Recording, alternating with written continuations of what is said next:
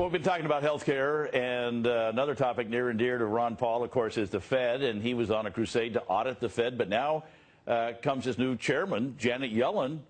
So we continue now with former Congressman Ron Paul, and to take off your doctor hat and put on your congressman hat.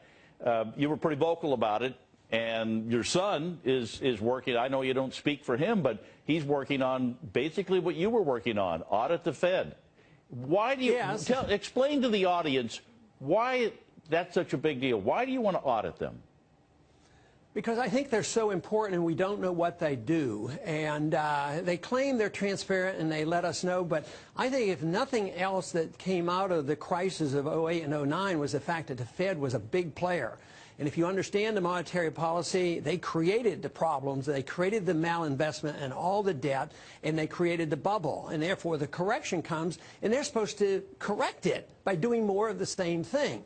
But there was a lot of things done in secret, and we did get some information out with this emphasis on more transparency about some of the foreign transaction. Literally, there were estimates between $10 and $15 trillion that were used to, help a bank here, help a corporation here, help a government here, and that shouldn't be. The Fed is bigger than the federal government. They can deal in trillions. It was less than $1 trillion the Congress used to bail out some of the corporations, but the Fed is very, very big, and they are the culprit. They are the culprit for the business cycle. And if people say, no, they're the solution, then we have a long way to go. But I think the first step in reform is transparency so that we know what they're doing. The American people are with us on this. 75%, 80% of the American people say, yeah, you should know more about the Fed and what they're doing. And I think that's a great idea. Well, give us, I know you're a big guy on history of all of this. And so you go back to when Congress created the Federal Reserve System. And on paper, Congressman, you go, that seems smart. Get the monetary policy out of the political world. Don't let members of Congress, fool with the monetary policy. But was it a good idea? And would you want to bring monetary policy back to members of Congress to decide? No, you don't want Congress doing the same thing the Fed does, because they would print money also. But they work in collusion. The congressmen, they spend the money, and they know darn well that the debt will be taken care of. That's why we knew there would not be a default on the debt. The Fed always takes care of it. So the big question is should anybody have the power to create money out of thin air? And the big problem with the creation of the Fed is they thought was a wonderful thing, the lender of last resort. So everybody can make mistakes and gamble away, don't sweat it.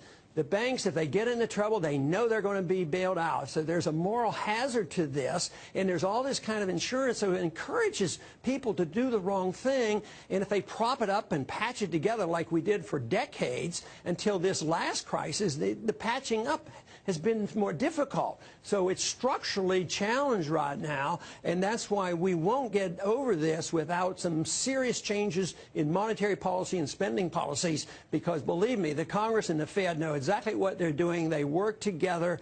The Congress can. Let's just say, for instance, the Fed couldn't buy government debt. Yeah. Well, immediately interest rates would go up and the Congress would have to quit.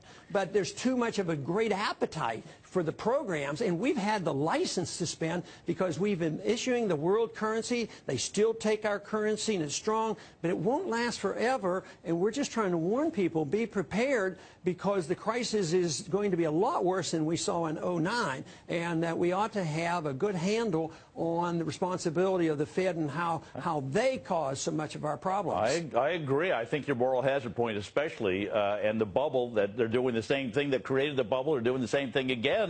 So, right. So here we come up with the term ending for Ben Bernanke. Now there's even some rumors they may delay that. But Janet Yellen, give me your take on what do you expect the Fed to look like under Janet Yellen? Well, more of the same, but only worse, because she's very vocal that she supported all the QEs, and most people, in analyzing all that she has said and done, means that if anything, she would even do it faster. So if QE3, once they admit it isn't working, she's going to give us perpetual QE4, and she may devise some system that gets the money into the hands of the consumer more readily, rather than just giving it to the bank and letting the banks get bailed out. But she would believe this. So she probably, I